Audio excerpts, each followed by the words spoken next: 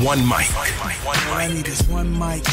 It's just different. One mic with Big Mike. The overall tenor of what he's saying is very stupid. And they say his style is too urban for the radio. Maybe it's not racism. Maybe it's placism. Brother has to know his place, right, Bob? One mic with Big Mike. Things aren't always what they seem. A sports talk show, but no subject matter is off limit. Don't just tell me that the reason something's being done is because that's the way it's always been done. Because the first thing I'm going to say to you is slavery. And now, your host. I got the big homie here who needs no introduction. Big Mike. All I need is one mic. Yes, sir, and welcome into a Monday here on the One Mic with Big Mike show. I am, of course, your host, Big Mike, being heard right now live on Spreaker, Spreaker, Spreaker.com. Also, Spreaker has an app available for all your mobile devices. You can also hear me on the TuneIn app, and of course, you can go to my website, onemicwithbigmike.com, and check me out there as well. I'm also streaming live video right now on my Facebook page, which is at the number one, MICWITHBIGMIKE, One Mic with Big Mike. You can also follow me on Instagram and Twitter, same handle. Don't forget, you can get involved with the show by texting me at 404-902-8104. That's 404-902-8104. You can also leave your comments and your questions below the live streaming video here on Facebook, or jump inside my live interactive chat room where you guys can interact with me, interact with each other. You can tell jokes and criticize and critique and do whatever you want to do. Shout out to my man, I Am No Dose. He's already here with me. You guys can get there too by just listening via Spreaker or the app, or checking out my website, onemicwithbigmike.com. You'll see a little streaming player. And on that streaming player, there's a thought bubble icon. Just click on that thought bubble icon. Boom, you're in the building. You're in here to do whatever you want to do. Speaking of icons, make sure you also click the little heart to indicate that you like the show. And make sure you click those little share icons as well, so that all your people on Facebook or Twitter or Google or whatever, they know what time it is, what you're doing right now, which is listening to the One Mic with Big Mike show. Not sure how long I'm going to hang around today, man. Over the weekend, man, I was feeling like crap, man.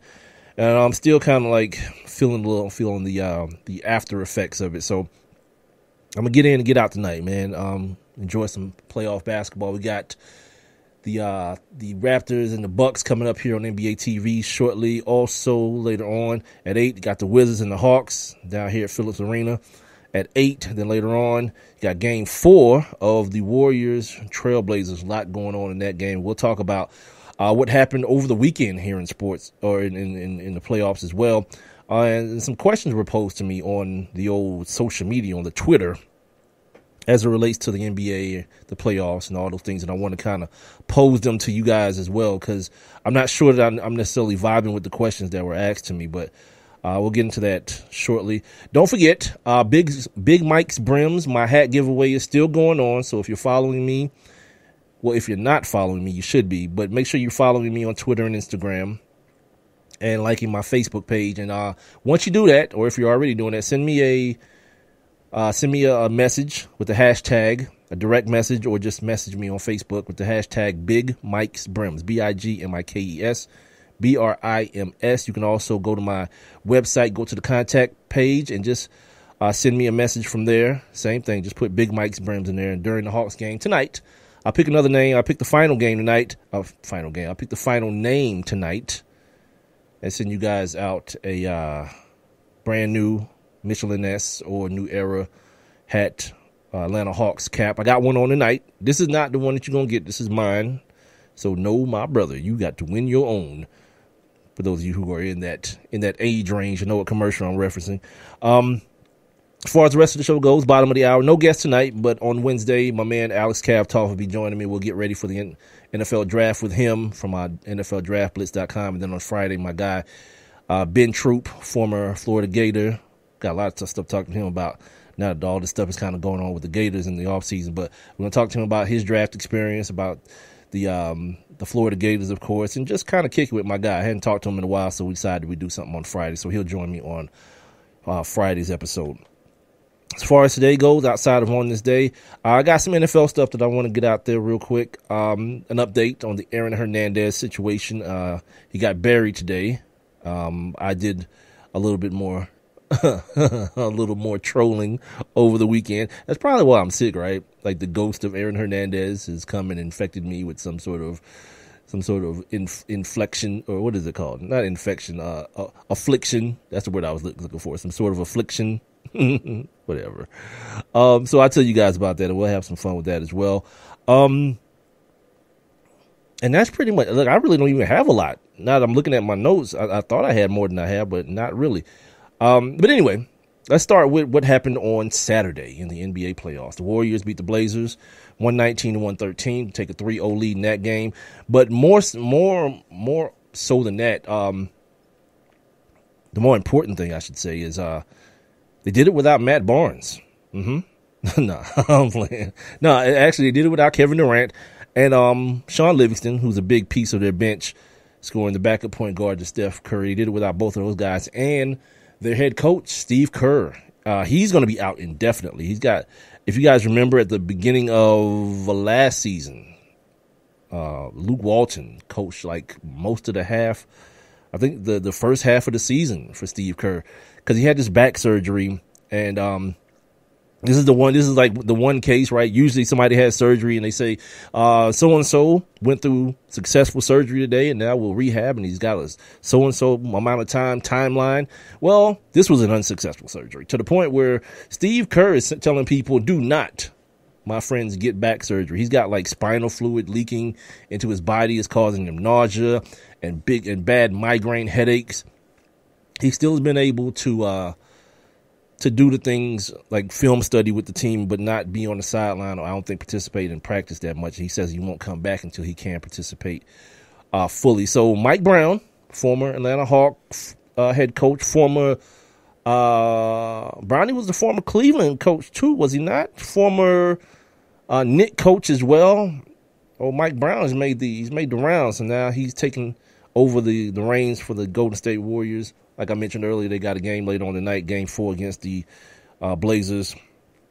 Try to wrap up that wrap up that series so they can, take care of their head coach, take care of one of their best players and Kevin Durant and so forth and so on. The one thing that can't come out of this, though, this whole Steve Kerr situation, is the people who start talking about this guy's overrated. If you think that all the head coach does is the things that you see during the game, first and foremost, you're an idiot. And like get more involved in your sports watching and understanding of what exactly it is that you're seeing. Second of all, the other thing that probably can't come out of this is I don't want to hear nobody talking about Mark Jackson. Mark Jackson. You know what I mean? Because that seems to be the thing that's always waiting in the wings. And people want to talk about Steve Kerr being overrated. This is Mark Jackson's team, because that's the narrative that you want to look at and want to see. First and foremost, and I've said this before on this show, Mark Jackson's a weirdo. He's a Bible-thumping weirdo. One, a guy who, when he was with the team, coaching the team, they used to go watch him preach before the games. He is also, and you can Google this. This will probably make your day as well. He is the crazy man on the corner yelling at cars going by to repent and that Jesus Christ is their master. He's that guy. And if you think I'm being in any way, I'm joking in any way, please use Google for what it's exactly for, to laugh at people who you would never have thought would be these people. Mark Jackson is that guy. There is video of him standing on the street corner yelling at people about the glory of the Lord and how God is your master and Christ is your master, whatever he was saying. It's real weird and real like uncomfortable, but uncomfortable funny. And the other thing about that is, like, somebody in the Warriors upper management, either the president of the team, the GM, I can't remember. He's an openly gay man. And so you can already see how those two dynamics wouldn't quite mix and meld together. The other thing is, like, Steve Kerr is the guy who took Draymond Green off the bench and turned him into an all-star. Realized he had all-star potential, defensive player of the year potential. Put him in the starting lineup. He's the guy who didn't trade Klay Thompson when that was on the board. He's also the guy who now this year has JaVale McGee looking like a player, like that guy who all of us, and I'm saying us, we laughed at the move. when we knew Festus Ezeli was going to be somewhere else, when we knew, what's the kid's name, Bogut, was going to be somewhere else. Oh, who's going to be their rim protector? Well, his name is JaVale McGee. And JaVale McGee's playing some good damn basketball during these playoffs. You know what I mean? After kind of a rocky year off the court, like with the Shaq stuff and the Shaq and the Fool craziness, he's playing good basketball. And all those things can be attributed to a guy like Steve Kerr. So before you start getting outside of yourself when Mike Brown wins a bunch of games, and possibly if Steve Kerr can't come back and Mike Brown wins this NBA championship, before you come out of your mouth and say Steve Kerr is overrated and all this kind of craziness, just understand that there are more layers to that cake than what you see. The Grizz, dude, the Memphis Grizzlies, who I believe I owe an apology. I said they didn't belong in these playoffs. I said their style of basketball didn't meld well with the current times. And I guess you can kind of say that same thing about the Spurs a little bit too. But the series is now 2-2. The Spurs over the weekend on Saturday, lost to the Grizzlies 110-108 in overtime. Marc Gasol hit a game winner after Kawhi hit a big shot. Marc Gasol hit a little runner in the lane to give them the victory. That series is tied 2-2, and I don't think anyone perceived it. I think we all kind of get wrapped up into that Spurs mystique. But when you take a closer examination of what exactly the Spurs are, they're Kawhi Leonard and a bunch of other guys. Like, I know LaMarcus Aldridge a couple years ago was this big prize free agent, but I mean, in retrospect now, not so much. He's a guy. Just like Patty Mills is a guy. Just like Danny Green is a guy. Tony Parker, who used to be in the argument for who's the best point guard in the NBA. He used to be the guy that everybody forgot about, but eventually you get around to Tony Parker. Like, oh, yeah, Tony Parker, he's the hell of a point guard. Tony Parker's a guy now. He's like 30-something years old, and he's played basketball on a professional level since he was like 17. He's got a lot of wear and tear. Manu Ginobili is no longer Manu Ginobili. So that team is essentially a different version with a better coach than, let's say, the Thunder. You know what I'm saying? It's Kawhi and these other dudes. And I think we're looking at a team with a guy like Mike Conley, Zebo, who has been brought back from being a bench player to now a starter again, and Marc Gasol. You know what I'm saying? Some guys who seemingly found their footing in these playoffs and are playing some good damn basketball. So is that one of the games that we're going to see tonight? I forgot. Did I say that one? Yes. No, we won't see that game tonight. The Wizards on Saturday came down here to the A and got it pushed all the way in by these Atlanta Hawks, 116-98. The series is now 2-1 with one more game tonight here in the ATL. Brad Beal just didn't come to play, but John Wall is ready for these playoffs, my man. Like, that's the other thing that's going to happen. I don't think you can bet on a player like Brad Beal not playing all-star level basketball 2 games in a row. So that's going to serve as, serve to give the Hawks and their fans a certain level of concern. You know, the way he didn't play on Saturday, as far as tonight, you can expect him to have a better game. Well, you should expect him to have a better game. There's no guarantees, of course. But John Wall, yeah, he's ready. He's ready for prime time, and that kid has always been ready. You remember when John Wall first got into the league? Like the first introduction, and John Wall did the Dougie for like 7 minutes, and that had white folks just twisted all the way back. Every white voice on any type of sports media platform was just killing this kid because he danced. Look at him, look at me, the look at me guy. Well, I can respect that dude because he understood the pressure that he's putting on himself as a rookie to perform. You know what I mean? Like once you get out there at 19 years old, a bunch of grown men, and they see you doing that, I'm talking about not even just the guys on the other team, the guys on your team as well. They see you doing that kind of stuff. You got to show up, my guy. And to his credit, year after year after year, homie's showing up, and he's improved his game every year and become that guy. There's still this element of, people asking questions like, why doesn't John Wall have a shoe deal yet? which is I think is a legitimate question because playing like I told you guys the other day, Dellavedova has a shoe deal with like a Chinese company or something like that. But no. I think it's one where he's from, Australia. He's got a shoe deal either way. And so you might look at the situation and say, John Wall is John Wall. He's in the nation's capital. It's not like no small market situation. Why didn't he have a shoe deal? It's probably coming. You know what I'm saying? What else did we see over the weekend? The Raptors. The Raptors beat the Bucks. We're going to definitely see that game tonight because it's on right now. The Bucks are up 8-7 early in Toronto. That's where they are, right? Toronto, the series is tied 2-2. Another, like, 87-76 is what that score was, man. Low scoring, not a lot of offense. You got teams that really don't have, the Bucks really don't have jump shooters. They got Chris Middleton, but the rest of their dudes are just athletes. Like, golly. Speaking, like, on cue, as I'm saying athlete, this dude, Giannis Antetokounmpo, like, took 2 steps from half court and dunked the basketball just now. My gosh. But they got him. They got this other kid, Thon Maker, the kid they drafted last year. They got a bunch of just long, athletic guys, and it is actually causing a lot of problems for what the Toronto Raptors want to do. Like Kyle Lowry wants to get into the lane. He wants to shoot those mid-range jump shots. Not Kyle Lowry, I'm sorry, DeMar DeRozan. Kyle Lowry wants to get into the lane as well and finish, but you got your big guy, Serge Ibaka, who wants to shoot the 3. It's like this backwards whole thing going on with them.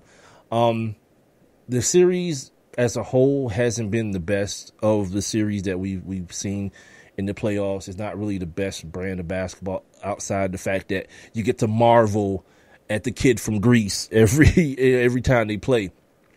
But other than that, Sunday, Cavs took out the brooms and got the Pacers up out of here.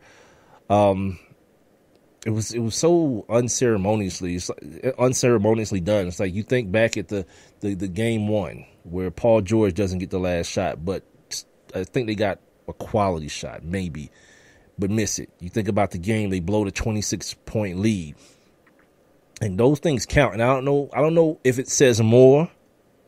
Maybe you guys can tell me. I don't know if it says more about the Cavs and the struggles that they had down the stretch in the regular season, kind of appearing somewhat in the playoffs, and they're playing a much lesser team in the Pacers. You know, like after Paul George, you're looking at who? Lance?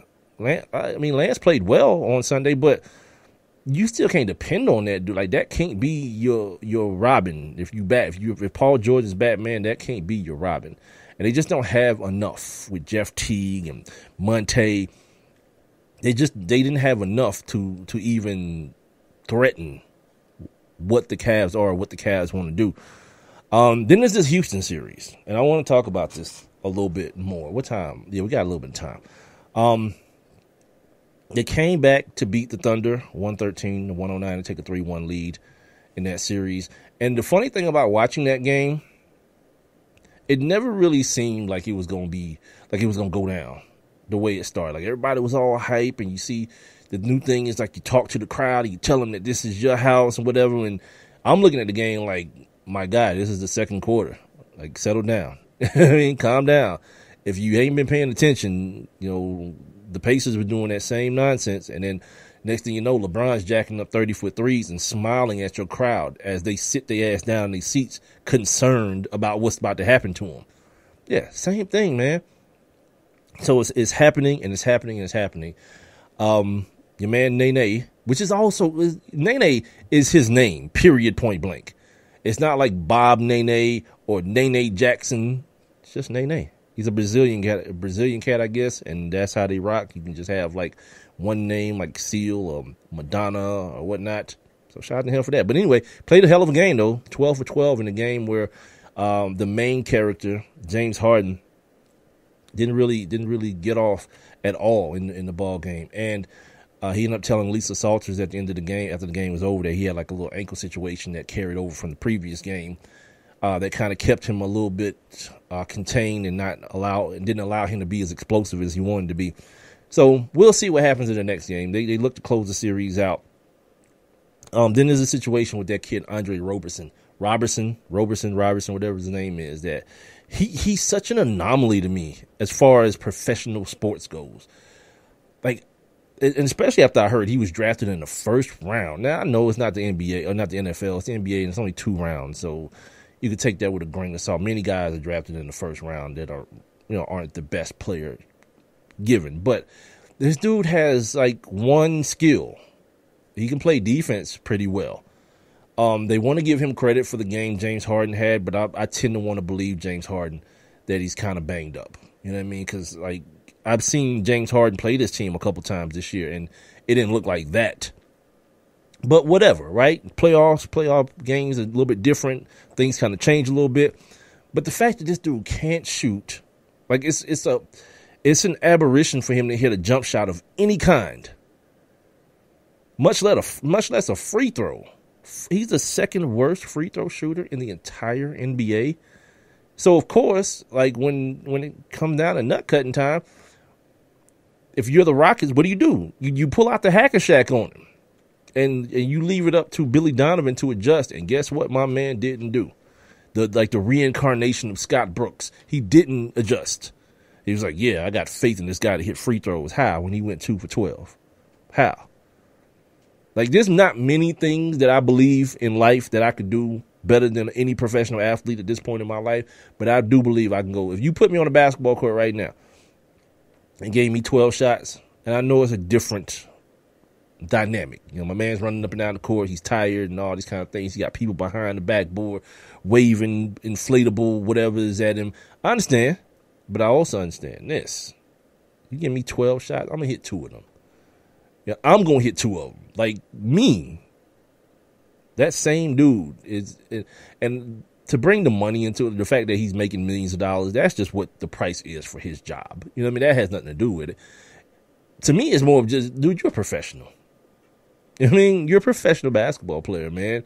Like, do that, okay. Like, if you're just going to be a defensive guy, you can't really shoot well from the outside or whatever, you're a slasher and whatever, fine. Get the free ones, man. Get the 15-footers, the ones where no one's guarding you, get those into the basket. And for whatever reason, I'm definitely going to need to, like, call a shooting expert, one of these people. I've tried to get this guy that's on Instagram. I think he's at Lethal Shooter.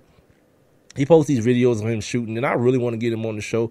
He seems like kind of he kind of gets into jerk mode with some people on the internet, and I don't know if that's because people are coming for him or whatever. He just got to, like, blast back at him. I'm not sure how that works, but I've tried to get him on the show, and I'll continue to try. But I really want to know, like, what the hell is happening with people in their shooting and free throw shooting, not be, like, as a professional, like this being what you do for a living. How is this not a thing? So the other thing that came out of that is the guys like Montrez and Sam Decker and a couple dudes on the sideline was laughing, like, not like sniggling laughing that you sometimes see in the NBA where dudes is covering up their mouths with towels and stuff. These dudes are falling all over themselves like it's Def Comedy Jam reincarnated. You understand me? Laughing at this dude not shooting free throws, not being able to shoot free throws. And like, I'm like, you know what? That's fair game to me. Be better. Like, that's where I'm from in life. Like, when you was in school and somebody had on some busted, like a ugly shirt or something, yeah, you kill them. And guess what? That shirt wouldn't make an appearance in school no more. You got to shame people out of things sometimes, man. Like, for example, I always talk about I am no-dos. Like, I'm sick today. The thought entered my mind to cancel the show. But, the homie has shamed me enough about always saying that the show is live Monday, Wednesday, and Friday and not showing up every Monday, Wednesday, and Friday. So here I am, right? Here I am feeling like crap and doing a damn show. Speaking of the show, it's live right now on Spreaker, the Spreaker app, SPREAKER.com. Make sure you also sign up for your free Spreaker accounts too. It's absolutely free. And once you do that, follow my show, One Mic with Big Mike. That way you'll get an alert every Monday, Wednesday, and Friday at 7 p.m. Eastern, letting you know the show is on. It's time to rock and roll. I am no-dos. You still get the alerts, right? You get the alerts that the show is coming on. I don't know what they look like because I don't think that I'm following anyone. I think I've turned my alerts off is what I've done for other people's show because I don't really listen to sports radio that much unless people like hit me up and say, you need to listen to my show. Let me know what you think about my show, which I never know what to tell them. But I'll listen if someone asks me to listen. See, on cue, this dude just pops in like, you ain't S. I don't know what I just said or did, but and then I can't even disagree with him. Like, I know I'm not. I just don't know why he's saying it right now that I'm not crap. What was I about? Oh, and then let me finish up this Raptors, not Raptors, excuse me, this Thunder Houston situation. So after the game,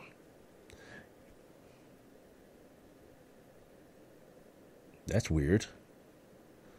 All right. So after the game, the post-game press conference comes. And then before I explain to you, let me just play you guys what happened, and then we'll discuss it. What goes on when he goes to the bench? Why is Houston so successful? And do you sense that they sort of get an energy boost just from him going out of the game?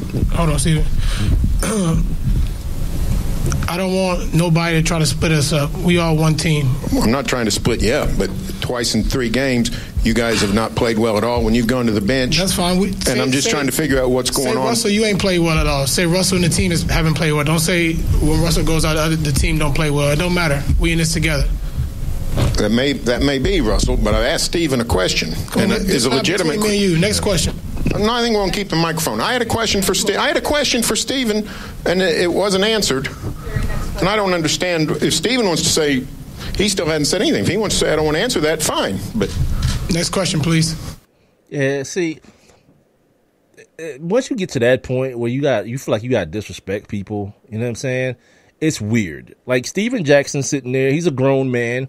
He can speak for himself. Yeah, my man, it's a guy, the voice that you're hearing, by the way, guy from the Oklahoman, a reporter, is asking Steven Jackson. Let me paint the scene. Steven Jackson.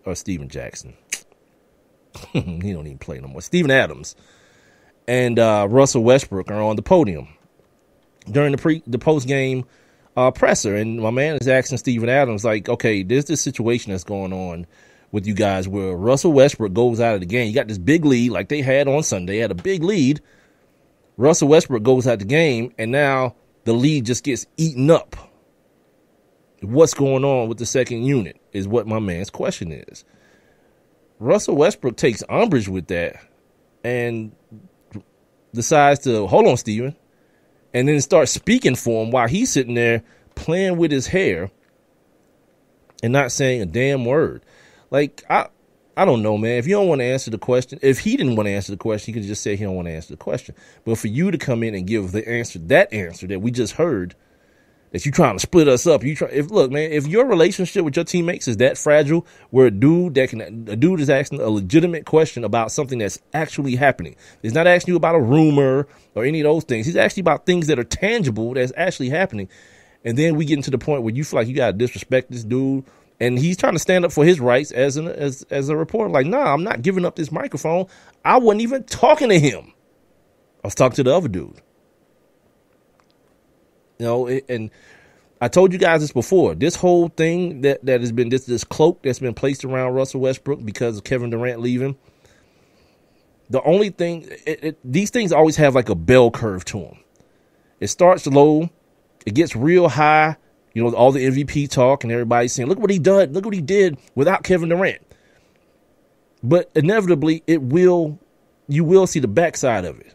People start coming for you because you started believing in what people have told you about you. Oh, you're a hero for staying. Nope. Because the inevitable is that Russ could turn around and leave just like Kevin Durant did. He signed he had like 1 year to his deal. And when I heard what happened with this press conference, it made me think of this. Russell, Saad Youssef, ESPN Dallas Radio. Were you aware of Mark Cuban's comments before the game when he said Kevin was the only superstar on this team, and how do you react to that? Hold up. He's an idiot. Don't listen to this. He's an idiot. All right, that's what we got to say about that. He's an idiot. Next question. And now these dudes don't talk. You know what I mean? Like, that was your man. Same scenario. Somebody's asking Russell Westbrook a question about something that Mark Cuban said that involved him. And before he could speak, Kevin Durant jumps in and says, hold on, I got this. Mark Cuban's an idiot. Don't listen to nothing he got to say. People will say that's sticking up for your teammate. But I still believe the same thing, that's a grown man. He can speak for himself. You know what I mean? He's an adult. He don't need you to do that for him. What needs to happen is that same attitude that you think you're having with your Russell Westbrook in protecting Steven Adams. They need to do the same thing for you on the basketball court, because that's where the question comes from. You do everything for that team, and no one's able to pick up the slack when you need a little bit of a blow. What time is it? All right, let's take a break here. We'll come back and talk about Celtics, Bulls, and Jazz Clippers, and then we'll move on. This is the One Mic with Big Mike show, heard live every Monday, Wednesday, and Friday on Spreaker.com, the Spreaker app, tune in, and OneMicWithBigMike.com. I'm also streaming live video on Facebook Live, going on my Facebook page at One Mic with Big Mike. If you want to get involved with the show, text me at 404-902-8104. Jump inside my live interactive chat room. Just go to Spreaker or the app or my website. Click that little thought bubble icon you see on the streaming player. You'll be right up in there. You can also leave your comments and questions right below the streaming video here on Facebook. I'll be back with On This Day, and we'll wrap up this NBA talk here in just a second.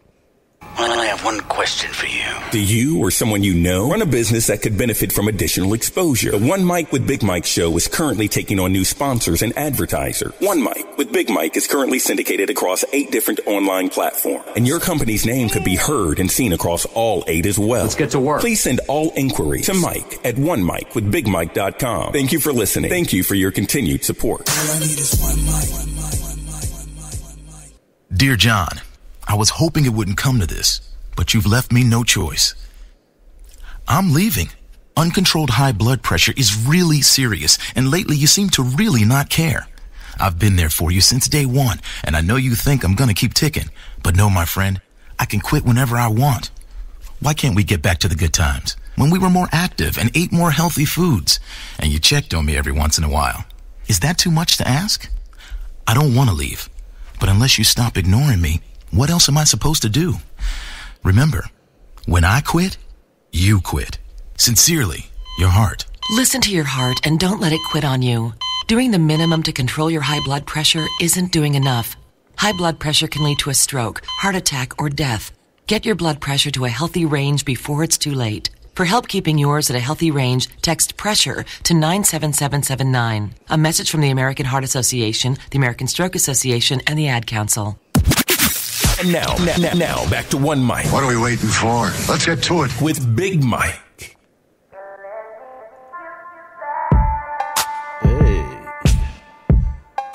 Monday here on the One Mic with Big Mike show, heard live every Monday, Wednesday, and Friday, starting at 7 o'clock here on Spreaker.com, the Spreaker app. Tune in, and of course, OneMicWithBigMike.com. The show can also be heard on demand on all of those platforms, as well as on iTunes, iHeartRadio, Stitcher, Google Play Music, and of course, YouTube. Did y'all see this story about the Houston Rockets? The CEO, Tad Brown, announced on Tuesday that the Rockets will be offering $1 food and beverages, for fans in attendance. That includes beer, hot dogs, nachos, and soda for just $1. And I think this is before the game, like an hour and a half before the game, to try to get people to the game earlier. It's like, these things probably sound like good ideas, right? But indefinitely, there's going to be people who, can't handle this. Because people don't hear $1 hot dogs or nachos or even soda. They hear $1 beer. And people going to be running up on you with like a dub, like, yeah, hook me up, son. We about to get lit in the game tonight. Okay, I am no dose. I'll address that situation in a second, because you seem very happy about something that you shouldn't probably be happy about. But we'll get to that here in just a second. But now, that time in the show where we take a look back. Now, let's take a look back. On this day. All right, short and sweet. Not a lot of historical things. Well, not a lot of historical things that I cared about happened today. I had to edit a lot of these out, and it left me with 4.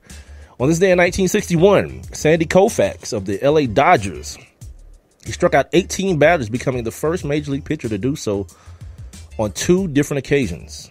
On this day in 1974, the NFL grants a franchise to the Tampa Bay Buccaneers. This is the type of story that sucks for people here in Atlanta, because the Buccaneers were born in 74 and they came out the gate horribly. They were the worst team in NFL history, but they already have a Super Bowl. The Atlanta Falcons have none. They've been to 2 and have none. On this day in 1963, the Boston Celtics won their 5th straight NBA title. And on this day in 1994, David Robinson of the San Antonio Spurs scored 71 points against the Los Angeles Clippers. This was a game where he needed like 70 points to pass Shaquille O'Neal for the scoring title, and they just kept feeding him the rock, and the boy, the Admiral, was on that day. Ended up with 71, and the scoring title. All that stuff didn't come with the On This Day. That's just like a little bonus from the kid. And that is your Monday edition of On This Day. Told you, short, sweet, not a whole lot happening. I gotta what? I gotta read past the first sentence. Oh, nah, that's not gonna happen. Look, you know what, too? I realize that I do that, too. Like, I read, and I skip a lot of stuff when I'm reading, because the other day, like, my man sends me a text message, right? And the text message, to me, it says, what did you and your boy used to call rednecks? He said, what did you and your boy used to call white rednecks? And I'm like, damn, I didn't know they were. I texted him back. I was like, I didn't know they came in different colors. I just call them rednecks. I said, I don't know what you're talking about. And then he hits me back and he says, oh, I remember what it was. It was gingers. And I was like, well, that's for redheads. And I looked back in the text to the original text, and he said that. He said, what do you call redheads? But for some reason, my mind was on some racist stuff, and I just thought I read rednecks. So yeah, my man, I am no those is telling me to read past the first sentence in his chat post here, but I don't really get out like that. Yeah, literacy ain't really on the top. Ain't one of my top priorities. Shout out to Big L. Big L's in the chat room. What up, homie? My man Reggie couldn't make it today. Reggie's got a recital for his young one, like a band recital, whatnot. Got this other cat who wants to help me out. I think his name is the same as mine. I think it's Mike, but it's spelled M-Y-K-E. I'm supposed to be getting with him this week, getting some additional help with the show and whatnot. So nothing for you guys to worry about. Nothing to see here. Let's get back to the conversation real quick, because we got to move on to some NFL stuff. This dude, I am no those, is talking about his Saints, and we got to have a conversation about that before I leave tonight. So where do we leave off? Oh, we left off talking about the Thunder and the Rockets, which, by the way, hadn't really lived up to the billing of the 2 top MVP candidates. Just, saying. The Celtics and the Bulls. Your man, Isaiah Thomas, we know he lost his sister. She died last week in that one car crash. He went through it a little bit. They lost the first 2 games in Boston, but came back now to win the second 2 games. He seems to be a dude that's back to himself on the court. You see him kind of jawing with guys, getting into it with guys, and smiling a little bit more. That first game, man, my man's eyes was all swollen and red, and it was like, it was crazy uncomfortable, man, to watch this dude, because the only thing any of us I can believe are thinking at the same time is like, man, how's this dude keeping it together? Like, he's on the free throw line. I'm like, how's this dude just not breaking down right now on the free throw line? You know what I mean? But he did his thing, and they put his sister to rest, and put it in the ground and whatnot, and he's back doing his thing. The Bulls coach, Fred Hoiberg, he's got a little chip on his shoulder as far as the way Isaiah Thomas dribbles the basketball. He carries the basketball a lot, which, it is what it is, I guess. What he said, I think, was accurate, though. He's like, you can't stop a dude like that. If he's got the ball in his hand like one of those and one mixtape dudes, and you think he's about to shoot a jump shot, and the next thing you know, you react to that, and he's by you to the goal. I've been saying that for years about Allen Iverson, like that one highlight that everybody kind of freaks out about when him doing a crossover on Michael Jordan. I'm like, this dude has his hand under the basketball like for seconds, cause it's not even funny. But people like to see what they want to see, and I'm not saying they should start calling it, because it's gonna ruin my my enjoyment in watching the game. So I ain't saying they should call it, but I'm gonna say that my man does have a point. Like, Isaiah Thomas too good for anybody to guard him when he's able to do that. But that's not the only reason that he's unguardable either. Speaking of, let me get back real quick to my man being back to his regular self, Isaiah Thomas. I feel like it takes the pressure off of his teammates. You're seeing that a little bit more with his teammates, as far as not feeling like they got to do more and be outside of themselves to pick up the slack for him. Because, I mean, even with his sister, the tragedy with his sister, this cat's still averaging like 30 points a game. So it's not like he hadn't been doing his thing. But now that he's back to being Isaiah on the court, I think other guys, Jay Crowder. Have I been calling this dude Channing Crowder the whole time and y'all ain't stopped me? Or have I been saying his name right? Something just made me think earlier today when I was reading. I was like, have I been calling this dude Channing? Jay Crowder, Marcus Smart, and them cats, like, it feels like they get to be back into their game. And also, let's not forget the injury to Rajon Rondo, which is kind of perplexing to me. Like, how the hell has Rajon Rondo become this important to this team all of a sudden? It's all of a sudden, too. Like, all year long. There was a point during the season when, like, Rondo put them cats on blast, Jimmy Butler and Dwayne Wade on blast early in the season. And he was like, this is foul, how y'all coming at these young guys, and Dwayne Wade don't practice, and my veterans in Boston was this way with us, and they took care of us, and this, that, and the other. They wasn't worried about stats. It went from that to guys like, what's that kid's name, that chunky kid that covers the Cavs a lot of times on ESPN?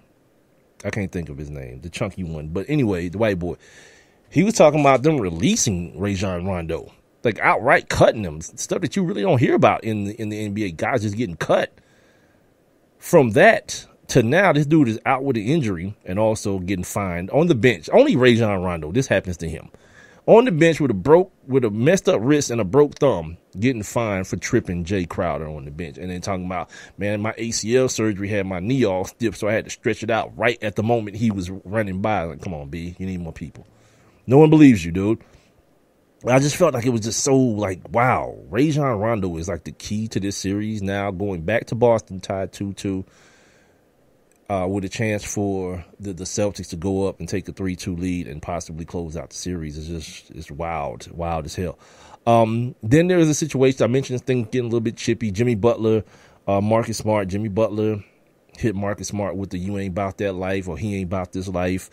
You know, he don't want to mess with me like that. I ain't the one he want to get in, whose face he want to get to. I don't know if either, like, these dudes is millionaires, man. It's like being, like, playing hard and being like a tough guy and a gangster on a basketball court. Yeah, I'm good.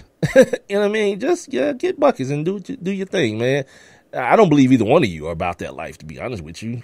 You get into a little scrum and your teammates will come and pull you back. The referees will call technical fouls and everything will be what it is. Like, this ain't finna be like Moses Malone hitting Larry Bird with the 2-piece. You know what I mean? This ain't that no more. Charles Barkley and Rick Mahorn falling into the crowd and Kevin Willis. Nah, I'm good.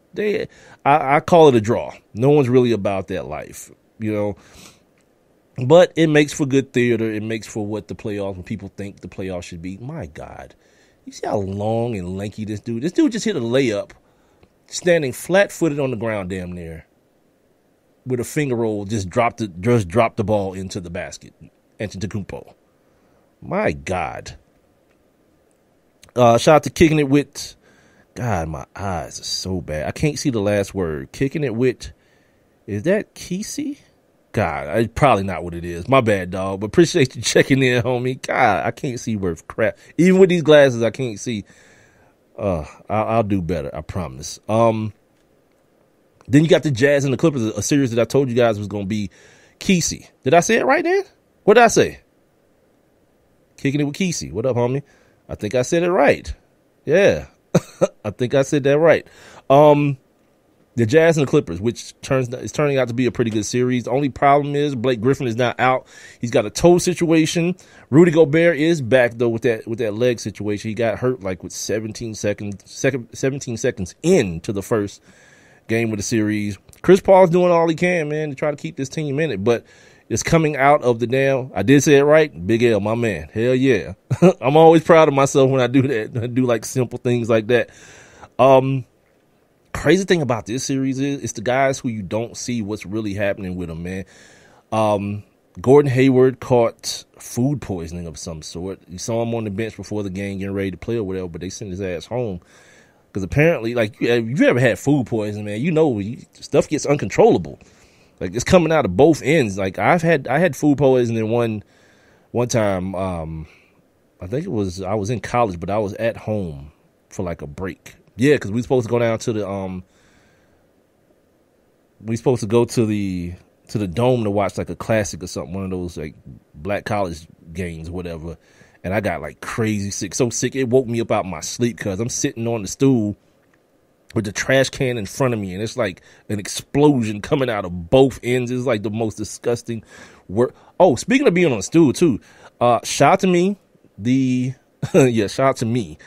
The squatty potty's in the building. Been here for about a week. I've been doing my squatty potty thing. Yeah, it's legit, cuz like I think they own something with this squatty potty situation. If you don't know what that is, just Google it. You know what I mean, and get you one as well. You know what I mean, get your bowels moving properly is what I'm trying to say to you. So it's like Big L, my tough guy. He's like, Griffin is softer than tissue. He ain't soft. I don't know that you can call that soft. It's a legitimate injury. It's not like my man got like a bad ear piercing or something. He's like, I can't play. My ear hurts too bad. Nah, dude, his bone is broken. I mean, what are you going to do? You know what I mean? And then last year, he punched a dude, which was, kind of unfortunate for him and the dude. He had to knock some dude out for talking reckless, I guess is what it was. But I don't think it's soft. I think he just, he's been in some unfortunate situations in which his body just kind of couldn't hold up to it, because in the same sense, this is what I was talking about last week. Like, if you call Blake Griffin soft, how come Chris Paul isn't soft? Chris Paul's gone through about the same amount of injuries. Every year he's out. Last year he missed the playoffs. Why? Because he broke his hand. He missed games this year because he broke his hand. He had like a knee situation a couple years ago. Like, how come Chris Paul always gets these benefits of the doubt? But a guy like Blake Griffin, immediately he's soft. Is it because he light-skinned and got freckles? He's a ginger. Is that what it is? He's a ginger with freckles and he's light-skinned, make him soft. Tell the truth, Big L. I think that's what it is. But what I was saying is Joe Johnson, man, and I know it's probably pisses people in Atlanta off because Joe Johnson's doing work, dude. But here's the thing about what Joe Johnson's doing. He's not doing anything different than what he's always done. You know what I mean? He's always been this guy. The only problem was when he was here in Atlanta, people thought because he got a big contract, he was supposed to be this other dude. He was supposed to automatically just morph into LeBron or Kobe. Nah. He is the exact guy that he is in Utah. And what did he do? Did he assist or score on like 22 of their final points? That's pretty ill. You know what I mean? That's a pretty ill feat, especially when the best player on the team is out and the other best player of the team, Rudy Gobert, is still, hurt and still trying to come back and get himself into game shape. That's a pretty ill situation, man.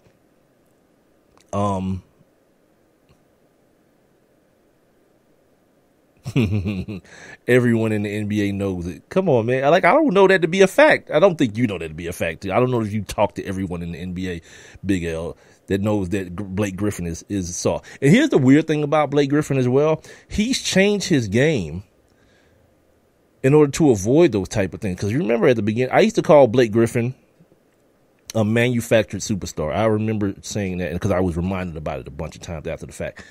A manufactured superstar, because I didn't think early on in his career he was a real basketball player. He was just a crazy athlete. He was dunking on people. He had like the highlight situation rocking. But throughout every year, Blake Griffin has come back and improved his game. He's come back and developed like a back to the basket game. His free throw shooting, he's now like somewhere around 70% shooting free throws because he's worked his ass off at it.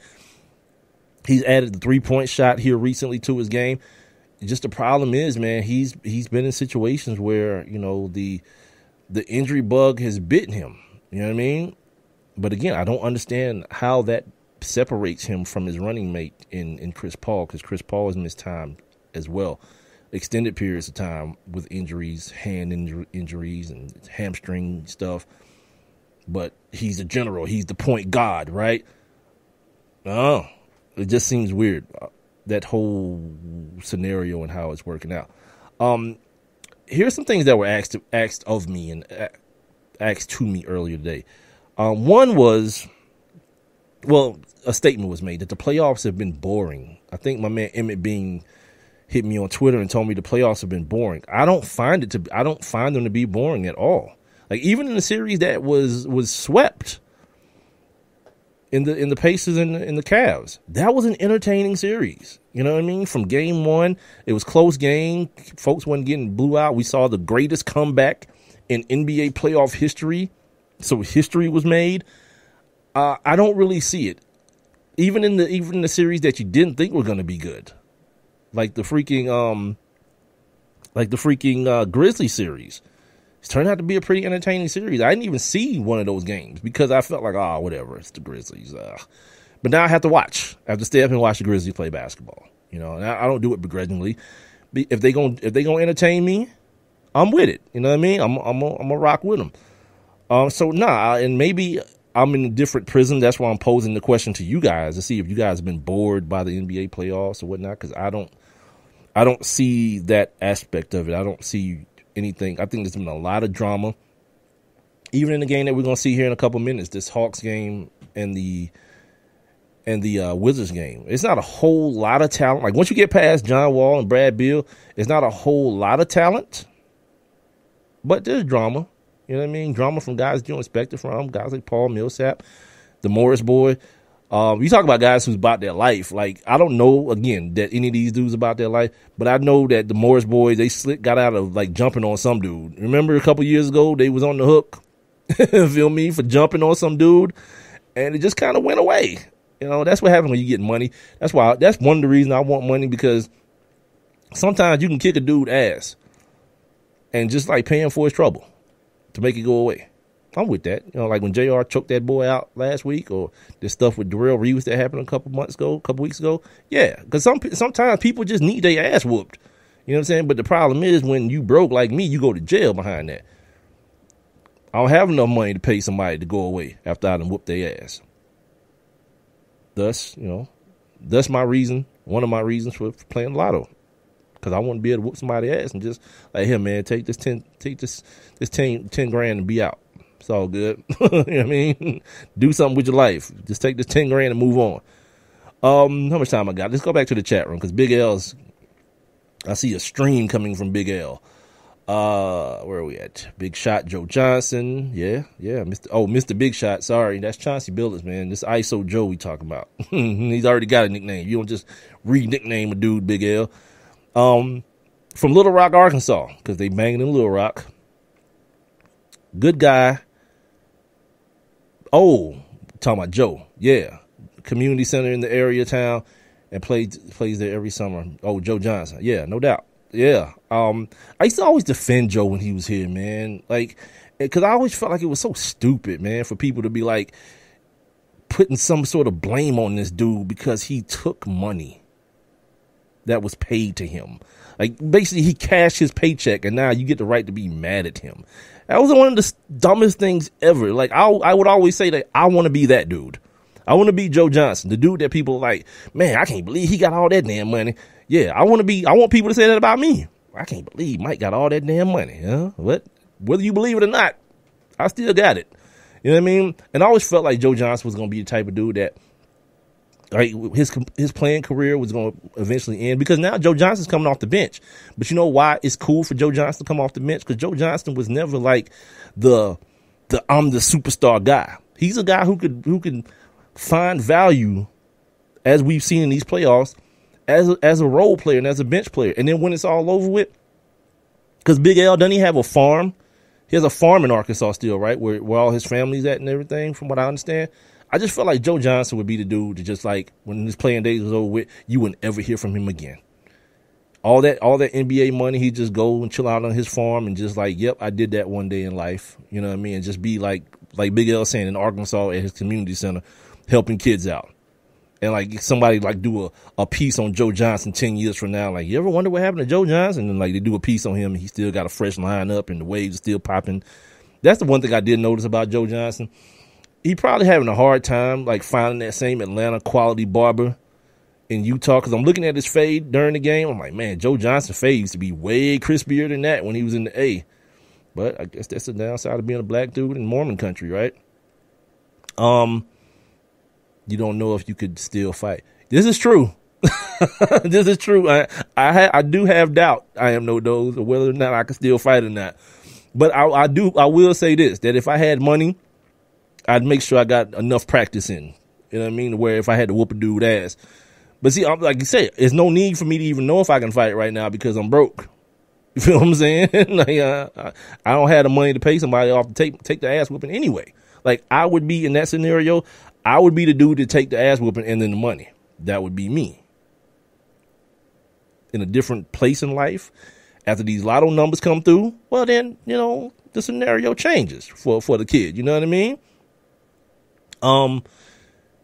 Big L said, dude got paid many times, one of the highest paid players ever. Yeah, he did, but the big check came here in Atlanta. It was the summer of LeBron and Wade, and who else was? Carlos Boozer was in that summer, Amari Stoudemire. And the crazy thing about the Joe Johnson situation, because we was on the radio at the time. Me and Rob was doing our show on the radio at the time, and everyone knew that was going to happen.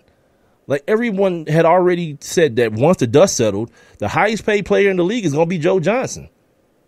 Whether it had been here in Atlanta or somewhere else, it was just going to shake out that way because everyone felt like LeBron was going to team up with somebody and take less money. It was either going to be like in New York with Amari. On the short list was the Miami situation that ended up coming to fruition. They knew he probably wasn't going to stay in Cleveland. That wasn't going to happen. But then when it happened, like the people in this city, man, that I'm in, Atlanta, are so ridiculous, man, about the most ridiculous things. It's like people start talking about him, like when Jamal Crawford came up as a free agent, when Jamal Crawford was here, Joe need to give some of his money back so they can keep Jamal Crawford. I was like, wait a minute, that ain't the business that he's in. He's in the basketball playing business. There's people in the front office that got to deal with that. Nah, he don't need to do nobody else's job. That's your money, dude. Like my man, that's your cornbread. He want his own portion of cornbread, he go up there and get his own damn portion of cornbread. Same thing. That's Joe Johnson money. Giving his money to Jamal. Jamal Crawford gonna be all right. He's been all right. But that's the kind of craziness that used to be said about Joe Johnson, man. And it was, I never could understand. I always felt like Joe Johnson was a good basketball player. Of course, he wasn't an all-time NBA great. He wasn't no bum either. And they still ain't. Matter of fact, I'm saying it wasn't like he's out the league. He still ain't.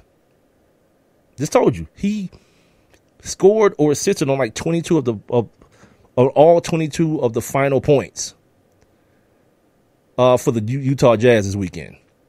And he scored like 11 in a row at some point. Yeah, that dude can ball, man. It's like, just because he was in the right place at the right time, I'm constantly looking for that right place and that right time to get that money, man.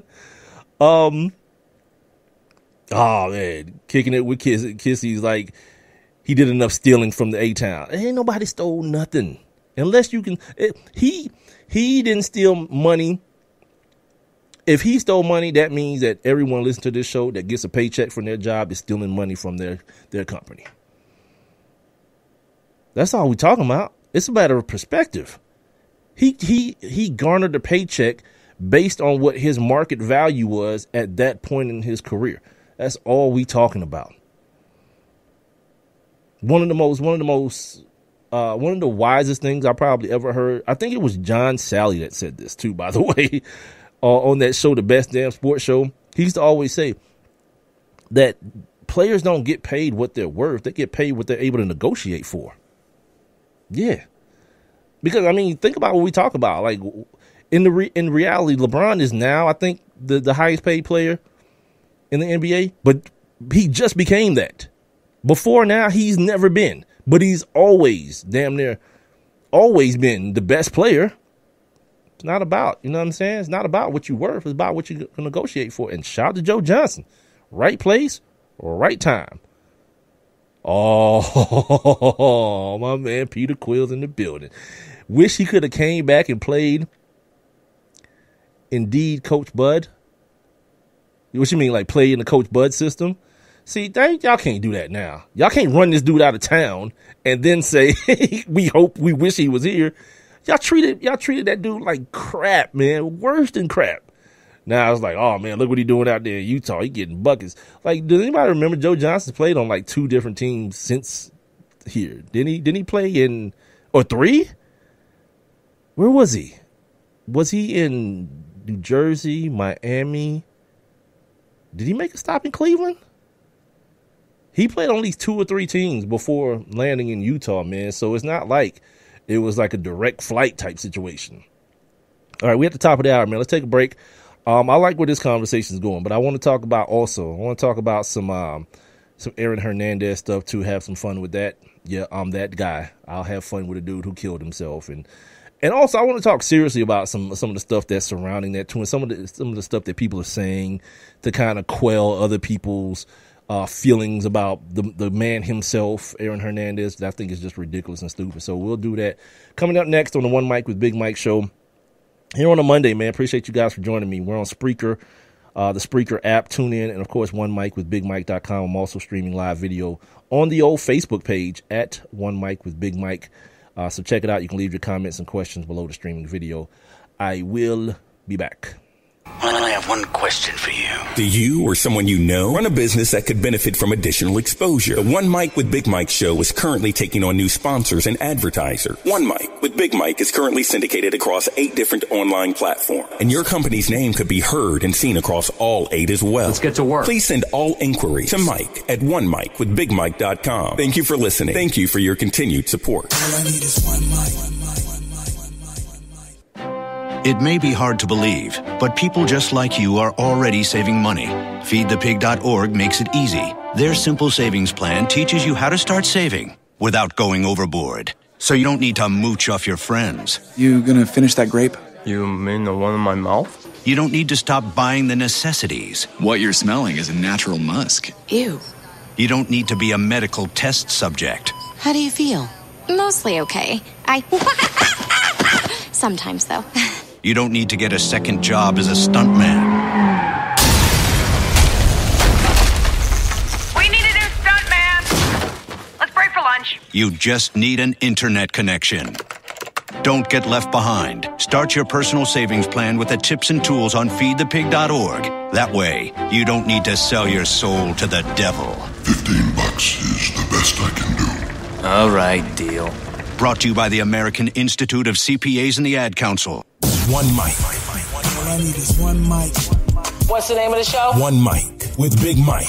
You know, ain't nobody getting hurt, ain't nobody, there's no crime being committed. And they say his style is too urban for the radio. This is real life stuff that's happened to me. Well, you know what?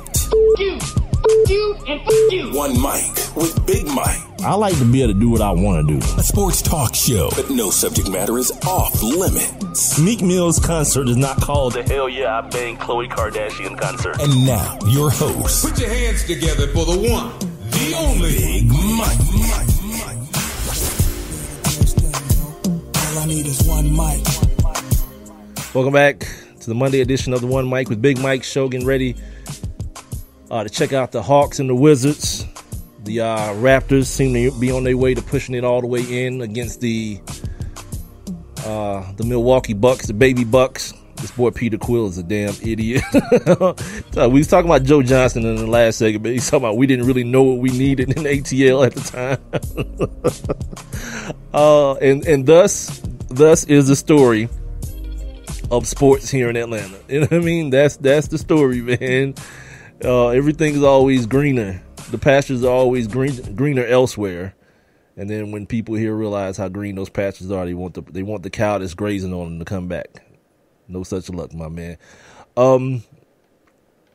Did y'all see the story about this kid in Chicago, a suburban Chicago college student?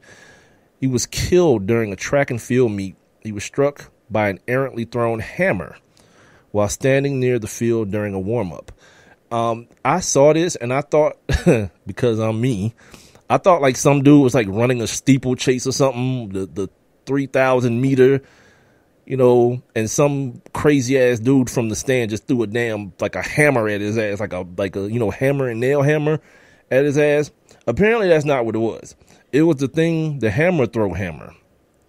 which is described as a steel wire attached to a heavy metal ball that can weigh as much as 16 pounds. It struck the 19-year-old Wheaton College freshman Ethan Roser in the head during Saturday's meet, and he died. He dead. That's kind of weird.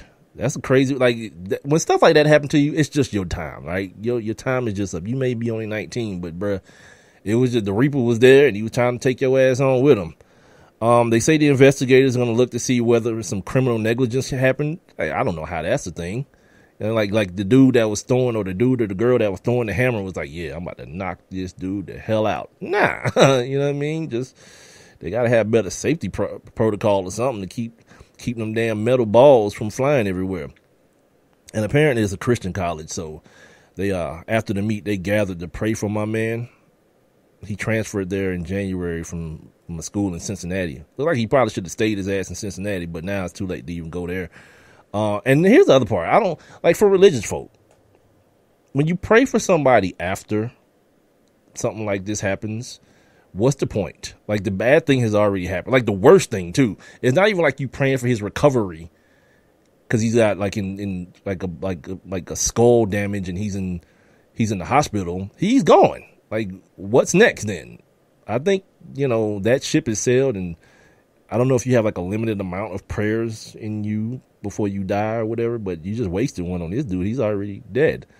Anyway, speaking of dudes that are dead, if you hadn't heard, Aaron Hernandez is dead, former Patriots tight end who committed murder, killed Odin Lloyd in cold blood. He's dead now. He hung himself last week in a jail cell with some sheets. Apparently, my man put some cardboard into the tracks of the cell door so nobody can get in. And also, being a forward thinker, understanding that, at some point he may have regretted his decision, put a bunch of soap on the ground to make it slippery so he couldn't get no traction, and he was definitely going to be out of here.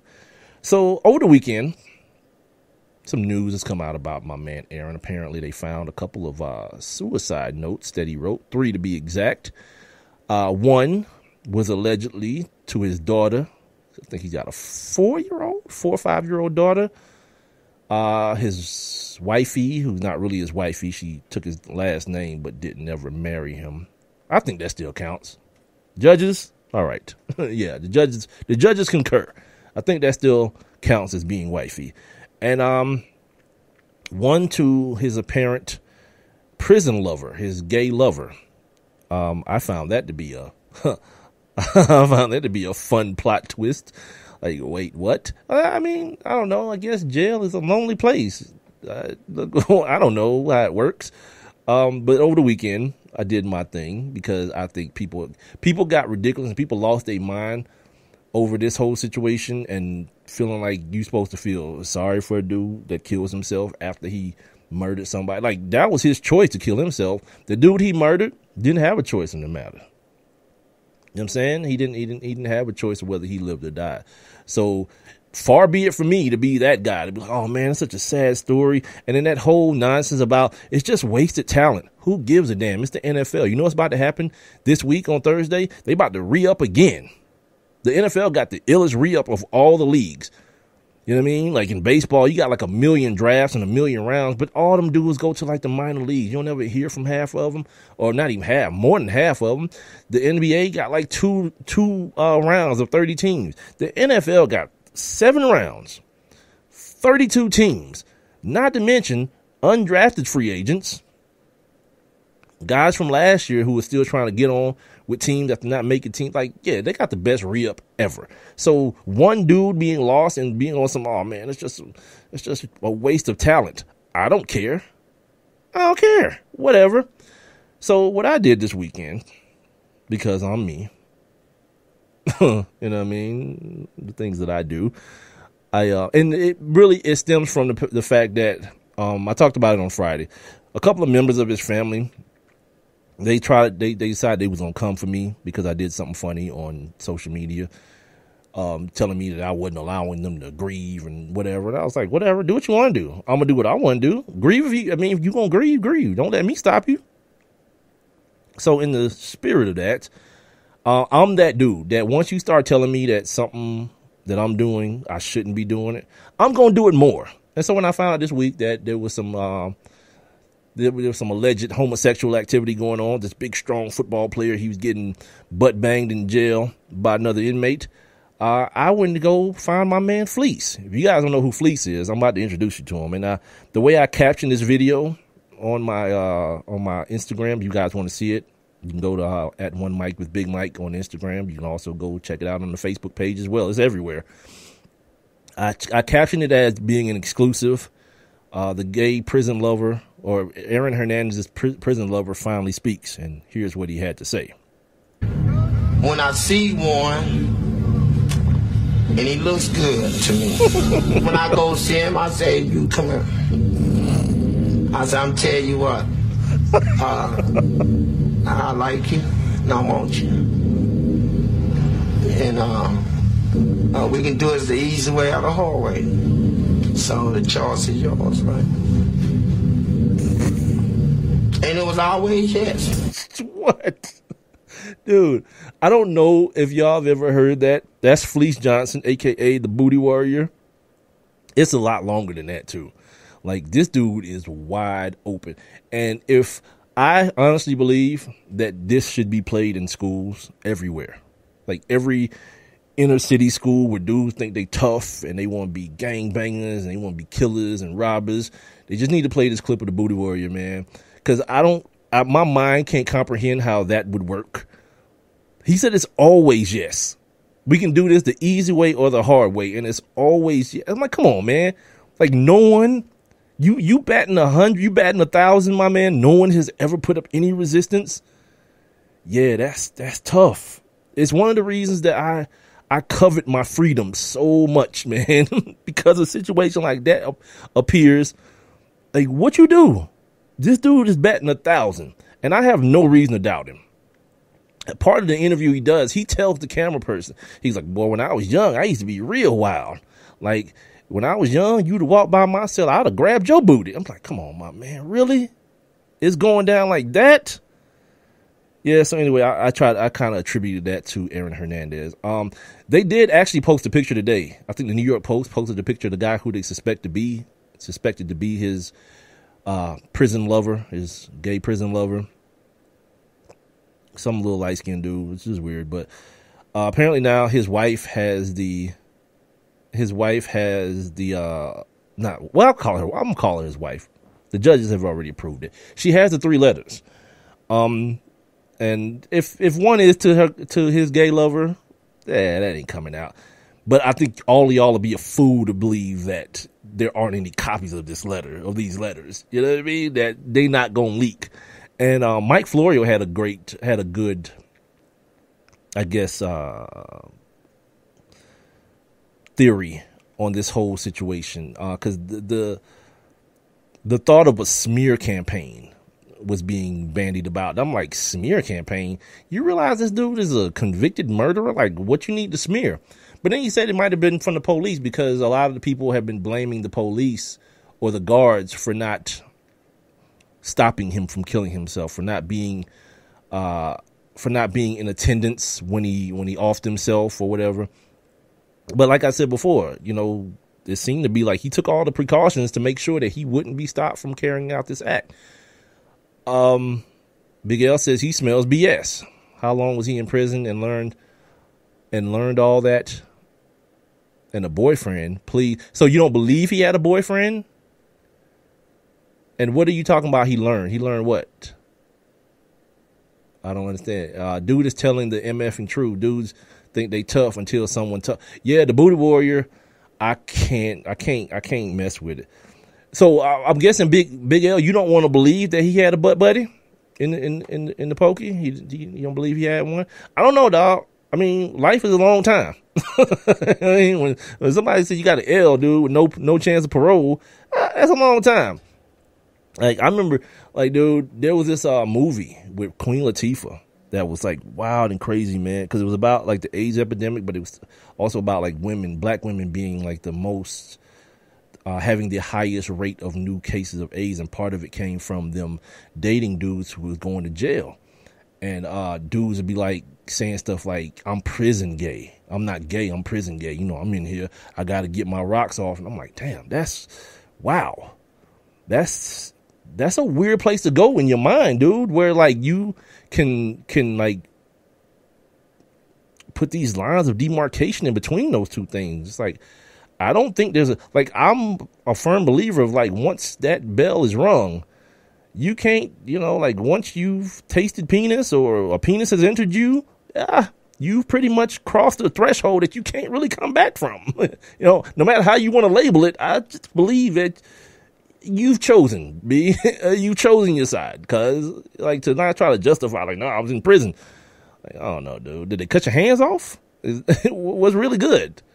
I don't know. This is why, again, I have to I'm very, very, I'm a very, very big proponent of my own freedom. You know what I mean? I got locked up for stealing when I was 16. Yeah, it was grand opening, grand closing. I was like, nah. And it wasn't even really locked up. It was like a holding cell until my sister came and got me. I mean, it wasn't what I had in my mind. Because like when they had me in the back of the car, I'm thinking like, all right, how am I handle this? Am I going to fight when I get up in here? Am I going to like just doo-doo and vomit all over myself so nobody want to touch me and get my booty? Like, how am I handle this? Yeah, I got up in there. It was like one little cell and I was just like Barney Fife type situation. You know what I mean? It wasn't really vibing like that. So all the things I had pumped up in my mind, but still yet, even that thought on the way to the jail, I was like, yep, I can't do this no more. Yep. Straight and narrow for the kid. Grand opening, grand closing. Big L saying the cardboard soap to make the floor slicker, to hang yourself in 2-3 years after getting off of the main murders. No. Wait a minute now. No. There were no main murders. I think you describing this thing wrong. He got off of the double murder, which was the stuff that happened before Odin Lloyd. But he was still doing 25 with an L for that Odin Lloyd situation.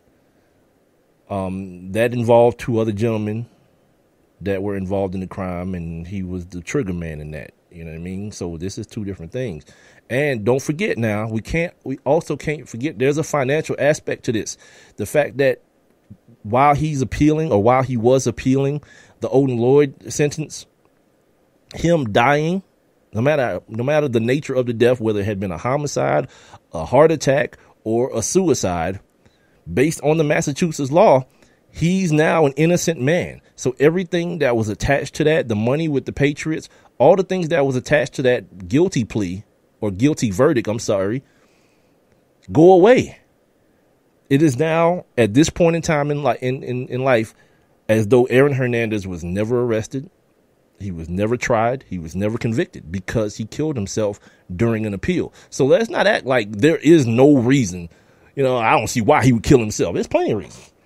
I think it's somewhere around $6 million that they're going to try to get off of the New England Patriots. And Odin Lloyd's parents, his mom and his family are trying to get that money directly to them because they've already sued for wrongful death and won. It was just a matter at this point of compensation. So now there's $6 million involved. They want the Patriots to pay them directly the $6 million so that they don't have to refile and go after his estate rather than him because they've already won the wrongful death situation. Yeah. No, that's the thing. They say that's the hang up. Answering Big L's question, so you don't think I'm just talking to myself. He said he's asking, he killed a guy to cover up the double murder, ? Right? Well, no. They don't know they don't have a motive, and that's the basis of the appeal. They're saying they don't have the murder weapon.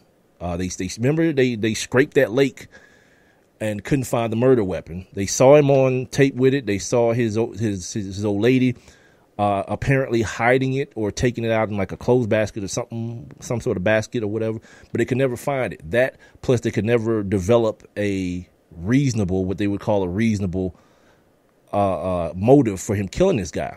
Now they're saying the motive would have been that he knew that Aaron Hernandez was gay. Part of the motive during the trial was that they said he flipped out because Odin Lloyd was having a conversation with a guy that Aaron Hernandez had beef with, but they could never really nail down a motive, and that was the precipice for the appeal. That's the grounds in which they were appealing on. Now that's all out the door. So this may be another thing to add to that. Maybe Odin Lloyd did know about the double murders, but now it's all said and done. Like, because the other, I guess, aspect would be that you feel like somebody killed this guy in jail, in a cell by himself. Somebody killed him. That's a little bit of a stretch. You know what I mean? These jails have cameras all over them. You know what I'm saying? So what his family is saying is that there's some liability that no one was there when it was happening, is what they're saying. But what Big L seems like he's saying is that someone did that to him. Yeah, that's a little bit of a stretch, dude. Like, if you saw the Khalif Browder situation, like, every ass whooping that kid Khalif Browder took was on camera, cuz, you know what I'm saying? They got cameras, CCT all over that place. So somebody would have went in his cell and offed him. Yeah, that's the thing. You know what I'm saying? But the fact that they saying that he jammed the doors, he put the soap on the ground, they got the suicide notes in the Bible. There was a story today about some Illuminati stuff. It's like it's like mad crazy. Let me share this with y'all real quick. This Aaron Hernandez, I believe that he was in the Illuminati situation or whatever. They said he used his own blood to draw, because they initially thought that he'd written John 3:16 on his forehead, but apparently it was written in his own blood, and he wrote some stuff on the walls of the cell. One of the drawings was what's known as the unfinished pyramid and the all-seeing eye of God. You know, that thing that's on the back of the dollar bill, is on the back of the dollar. The image similar to what's found on the back of U.S. currency. Yeah. Above the pyramid, Hernandez drew an oval with rays coming from the edges. I think this is 5 investigators. It says 5 investigates. 5 investigators. Oh, no, this is from a news team. Okay, 5 investigates has also learned more about the letters left for Hernandez's family.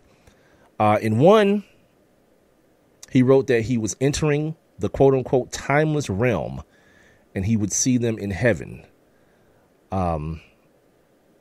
They had previously reported that Hernandez also wrote that he loved his family and told them not to shed a tear. Near the letters was a Bible open to John 3:16, which reads, "For God so loved the world that he gave his begotten Son, that whosoever believeth in him should perish, but have everlasting life." Isn't there a part in the Bible guys and girls, about you killing yourself, that you can't like force your way into heaven? Isn't that a thing, that you don't get to go to heaven if you kill yourself? It's been a while for me, but I think I do remember that being a thing, that you, that's not the move. You can't just force your way in by killing yourself. Because if that was the case, what's that white dude name that gave all them people that punch down there?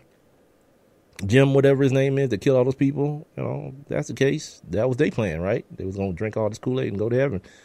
Don't know how it works. Don't think that's an actual place. But whatever. Another story for another time. Big L saying Aaron Hernandez is the real life Omar from The Wire. The gay killer. You're an idiot, dude. You're an idiot. Aaron coming. He coming down the street.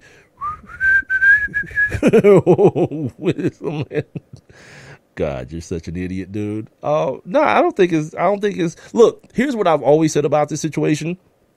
Like, what's the rate of gay men in the world? Let's say 1 out of 50. I don't know if that's true. That may be low. It may be high. Let's say 1 out of 100. You know what I mean? Let's just say 1 out of 100, because I think that may be high, right? The NFL has 1,600 men in it. So if it is 1 out of 100, there's at least 16 gay dudes in the NFL. You know what I mean? If you play the averages, there's at least 16 gay dudes in the NFL. You know, I've had one guy on my show that played in the NFL. My man Wade Davis, that talked about spending all his money in the strip club to try to like protect the fact that he was gay from people kind of overcompensating. Michael Sam said he knew plenty of gay dudes in the NFL. I don't think it's beyond that. I don't think it's like you think because he's a football player he can't be both. Nah, I don't.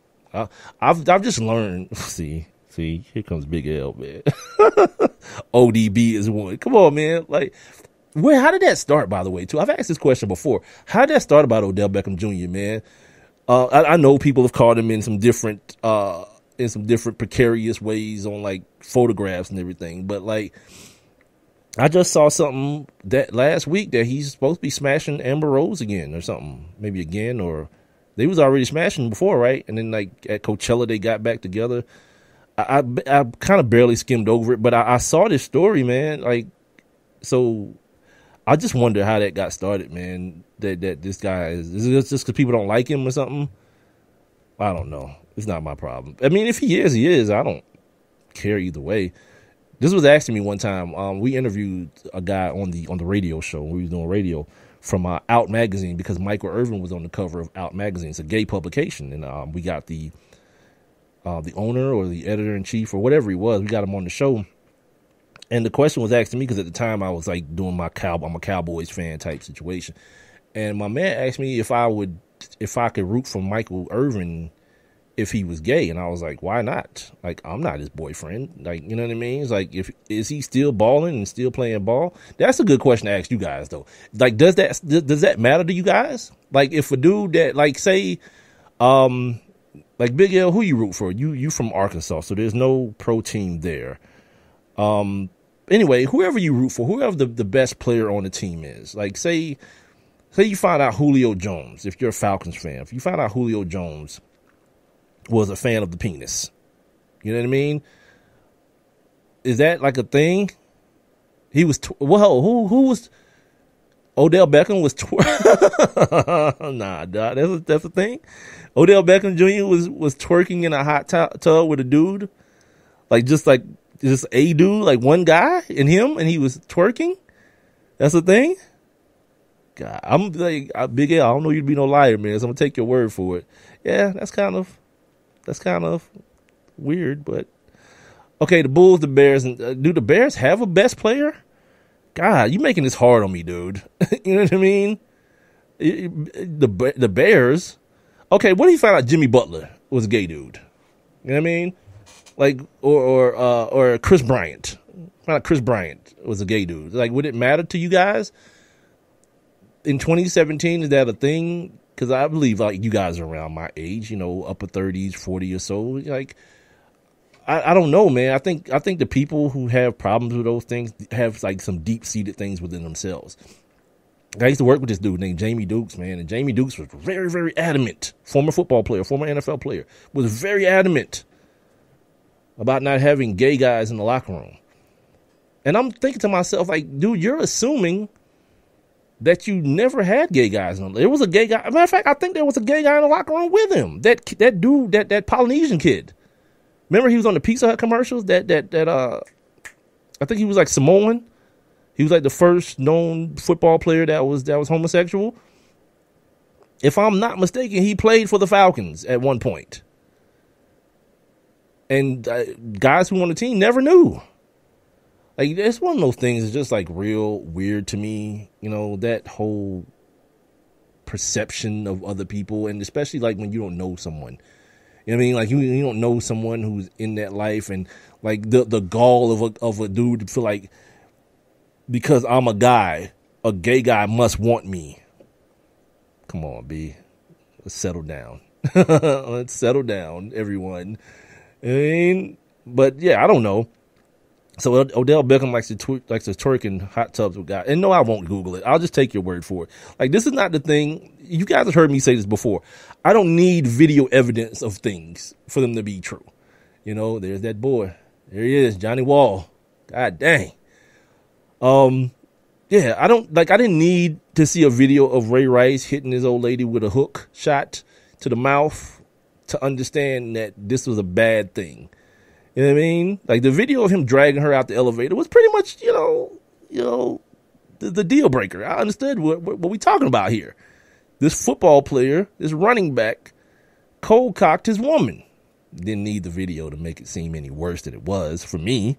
So the same thing, Big L. Like, I believe you're a man of integrity. If you tell me that Odell Beckham Jr. was twerking in a hot tub with one dude, is like the bros, or how does this work? Is this one guy and him like a date? God, this show has devolved. So if you guys could even understand how bad my head is hurting right now, dude, I feel like crap, man. I wasn't even expecting to be here this long. But now we've devolved into this conversation of Odell Beckham Jr. And I don't even know where because Aaron Hernandez apparently has a butt buddy. Go to my Facebook page if you want to see this dude too. They got a picture of him, and I posted it to One Mic with Big Mike, my Facebook page, if you want to see who they are suspecting to be Aaron Hernandez's gay prison lover. I think that's a pretty fair assessment, gay prison lover. All right, so let's take a break. I want to come back. I got some things on the NFL draft to get into real quick. Let me see if I missed anything else when it comes to Mr. Hernandez or whatnot. No, I didn't. So we'll get that out the way, and I'm going to bounce. Yeah, I'm going to bounce and go rest up, man. I feel like absolute crap. Appreciate you guys, man, for kind of lightening up things on the show, man, because, yeah, 90 minutes in, man, and I'm still going strong. So we'll do another, I ain't going to say 30. We'll do another couple minutes and then get on up out of here and see what's popping with these basketball games, man. It's the One Mic with Big Mike show, Spreaker.com or the Spreaker app or tune in, or my website, onemicwithbigmike.com is where you're probably hearing me. If you're seeing me, it means you're seeing me on the old Facebook, One Mic with Big Mike. The stream is going on right now, so you can leave your comments and questions below it. So yeah, let's take a break, come back and finish up everything and get the hell out of here. I have one question for you. Do you or someone you know run a business that could benefit from additional exposure? The One Mic with Big Mike show is currently taking on new sponsors and advertisers. One Mic with Big Mike is currently syndicated across 8 different online platforms, and your company's name could be heard and seen across all 8 as well. Let's get to work. Please send all inquiries to Mike at onemicwithbigmike.com. Thank you for listening. Thank you for your continued support. All I need is one mic. It's Thursday night, and you're grabbing drinks with some friends. Started off with a pitcher for the table, which quickly becomes 2. There's pool. And there's the photo booth. All right, everybody squeeze in. Say cheese! Followed naturally by an order of wings. And another. Can we get some extra ranch sauce? Then there's the ceremonial nightcap. So what are we doing this weekend? And lastly, it's back to the car, which, if you're buzzed,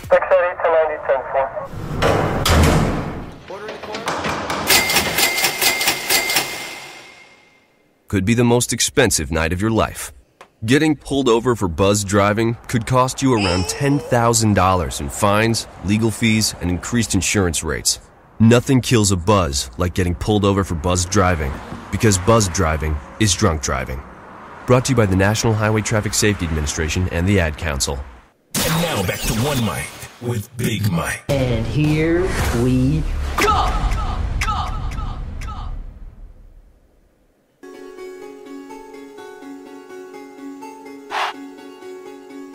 My God, I'm watching this Hawks game. It's so white. It's like the Hawks got 4 white dudes in there and like Kent Bazemore. Yeah, they trying to lose. They throwing the game, dog. Like this my LeVar Ball, cuz we ain't about to win none of all them white boys out there.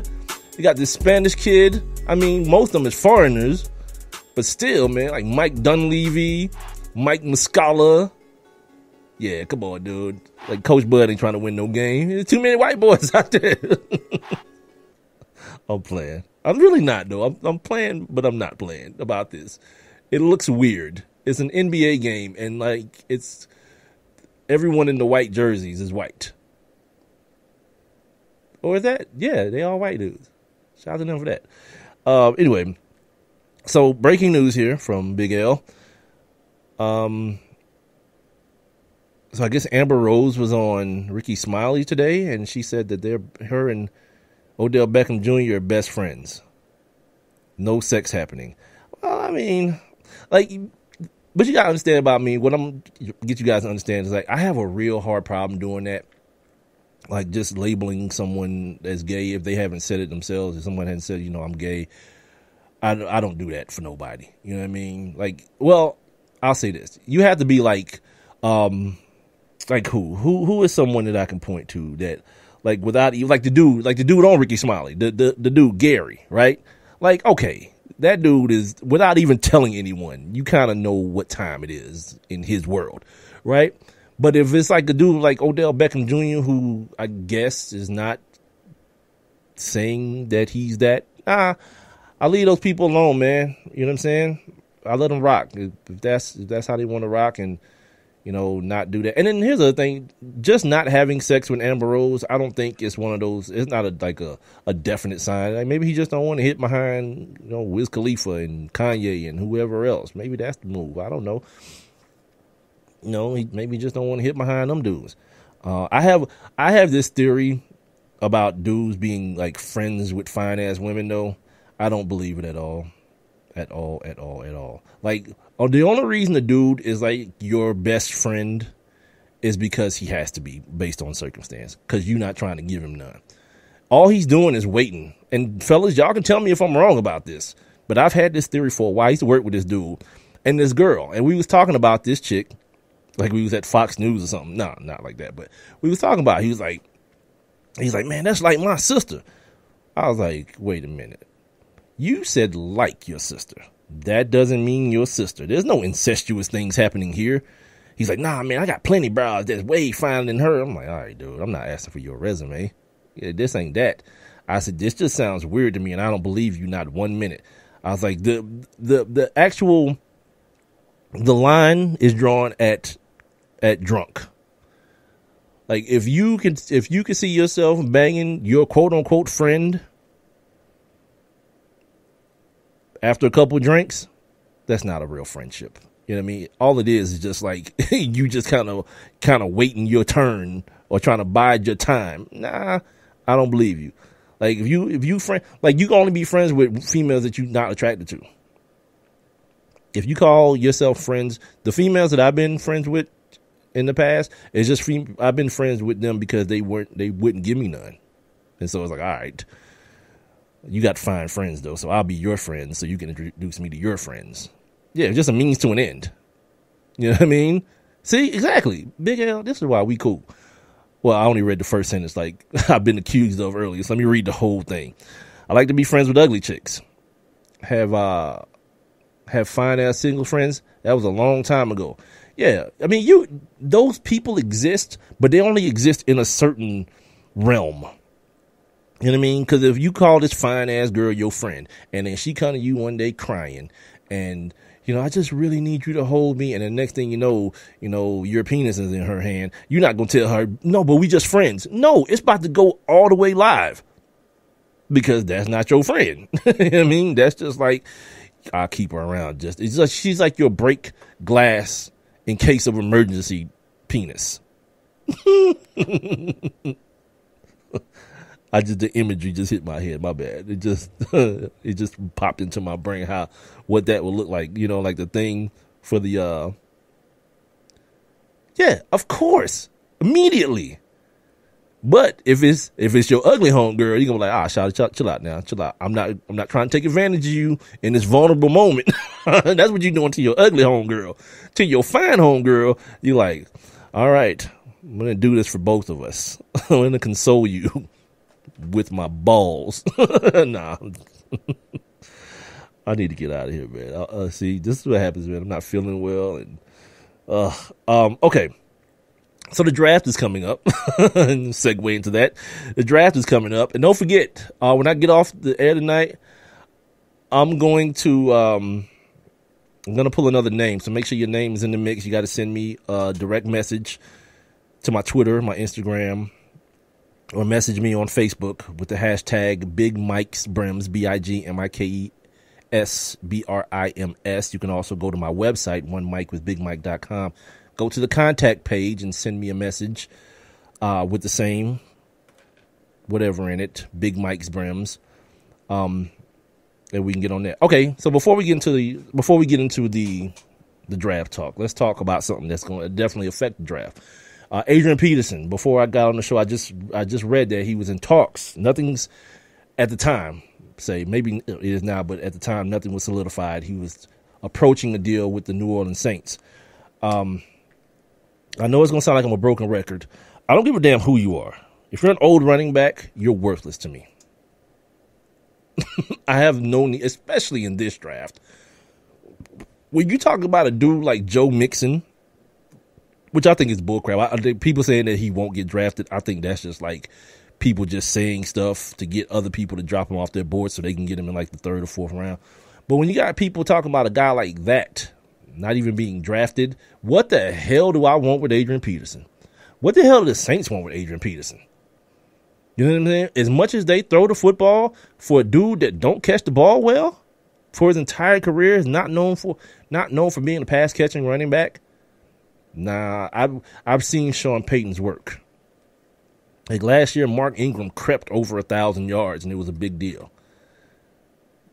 This is Adrian Peterson still thinks he's a bell cow running back, man. And I don't know how many games the Saints are going to win next year. There's people out there who've probably already predicted that based on the schedule being released. Those people are what we know, what we commonly call idiots. Like, because how do you know? Like, who know? What was the Panthers' record last year? 3 and something? Who knew that was going to happen? No one. The Falcons ended up in the Super Bowl. Anybody know that was going to happen? Nah. I mean, things got to just play out, especially in the NFL. Things got to play out, man. But with Adrian Peterson going down there, nah, I'm good, man. I'm good on dude who ain't played basically no football in the last 2 years. I'm all right. Letting that dude stay on the damn shelf. Him, Marshawn Lynch, because like I say, we approaching the draft. These folks in Oakland talking about they need an answer, cuz they'd already worked out the details of the deal last week from what was reported. They need an answer before the draft come. You out here BSing and making hay. I'm of the mind. I didn't think Marshawn Lynch wanted to play no damn football. And I don't think I think Adrian Peterson's just looking for a landing spot. I think he's getting nervous. I think the reality says that he knows that that's not a good landing spot for him. But also, ain't nobody calling. Because you know why? Dalvin Cook, Christian McCaffrey, Leonard Fournette, Joe Mixon. Yeah, that's why. That's just the top end. Somebody's going to get a 6th round running back that's going to lead the league in rushing or lead the rookies in rushing this year. Never fails. It'll happen. I saw somebody wrote an article about what I've been talking about for months. I didn't even read it because I knew I'd already said, like, Ezekiel Elliott is going to end some people's careers. You understand me? Leonard Fournette. Well, I'll say this because I've seen Leonard Fournette supposedly being targeted by the Panthers. I think that's a nice look for him. You know what I'm saying? That downhill running style, I think that's a good look for him. But some of these other people, they're going to go out here, they're going to get them a Christian McCaffrey, put him behind a crappy line. They're going to get a Dalvin Cook, put him behind a doo-doo line. Maybe the best thing for a dude like Joe Mixon is to go in the 4th round to some team that's like, man, well, damn, the value's there. Le'Veon Bell's on the franchise tag, by the way. So if you think somebody like the Steelers wouldn't draft a running back, sadly mistaken. Why not? You franchise Le'Veon this year, you can franchise him again next year, and then let his ass loose when you got a dude like Joe Mixon doing work. Young legs, cuz, all day long. Need no old ass running back. Need no damn Adrian Peterson. You don't need that in your life. Go get you some of these boys, some of these James Whites, some of these Devontae Freemans in your life, some of these 3rd round, 4th round, Tevin Coleman ass dudes. You know Adrian Peterson? Don't need none of that. But somebody be foolish enough to do it. And right now, it's looking like it's gonna be the damn Saints. They got a 50-year-old quarterback and like a 90-year-old running back. Have fun. Effing joy, that whole situation. I don't even know what their offensive line situation looks like.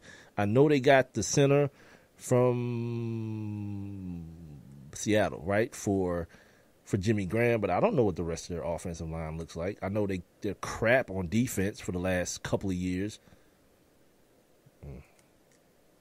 But, we'll see. I already said it earlier. We got to let things play out. But history has already told us, these old-ass running backs, they talk a lot of good game about, being in shape. They show you all their workout videos on social media. Who cares? Who cares? Stay on the field, cuz. Don't get hurt. But at 31, 2 years age, those things tend to happen to you. Jabril Peppers today.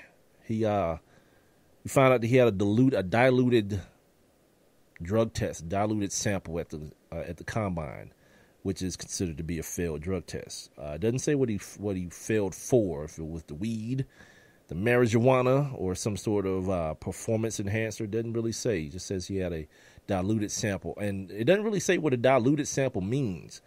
I think I know what it means. When dudes know they're going to get piss tests, they try to like flush their systems, and they drink a ill amount of water. And I don't think a lot of people understand how drug tests work. Like, you don't just fail because the drugs are in your system. Like, if you try to mask it with something, you get flagged for a masking agent too. Like what was it people used to take? Golden Seal tea. They used to like drink Golden Seal tea to like beat the piss test or whatever. But people can detect the tea in your system. They know what you're using it for. So if you try to like drink a lot of water to flush your system, they understand that's what you're doing it for. He and Reuben Foster are the two dudes who got flagged for those two things. But here's my problem. I'm gonna talk to my man from NFL Draft Blitz on Wednesday about this. These things aren't supposed to be public. Like we are not supposed to know that these things happen to Jabril Peppers. These are these teams. I'm gonna try to also get my man Rand Carthon on. Rand Carthon now, he just got the axe a couple weeks ago, former player personnel director or pro personnel director for the LA Rams. They gave him the axe along with like 5 other scouts in the scouting department, like a couple of weeks out from the draft, man. It's kind of weird, but let's see if he'll be up to coming on the show and talking to us about how all these things happen. People's Wonderlic scores get leaked. This past week, the Wonderlic scores of Dalvin Cook and Leonard Fournette were released, as well as Christian McCaffrey. Christian McCaffrey got over the 20-point threshold, while the 2 black running backs got 11s. I don't care. Because once again, they're running backs. Like, can you pick up the blitz, cuz? Can you catch this swing route? Can you hit this hole properly? That's all I care about. Like, here's a fun thing we used to do on the air. It's better to do it when you have like a group, like doing a show with like a group, like a producer and a co-host and these things. You do the Wonderlic test on the air. It's real ill, man. Like the kind of questions that you have to answer is kind of like whack, but it's crazy. But yeah, I want to find out how these things happen. Like, how do we know about these people's Wonderlic tests? How do we know about these drug tests? How do we know about people getting flagged at the combine for like their medical and things like that? Things that we shouldn't know about. I think it's a disservice to the kid, but people don't really care about these kids.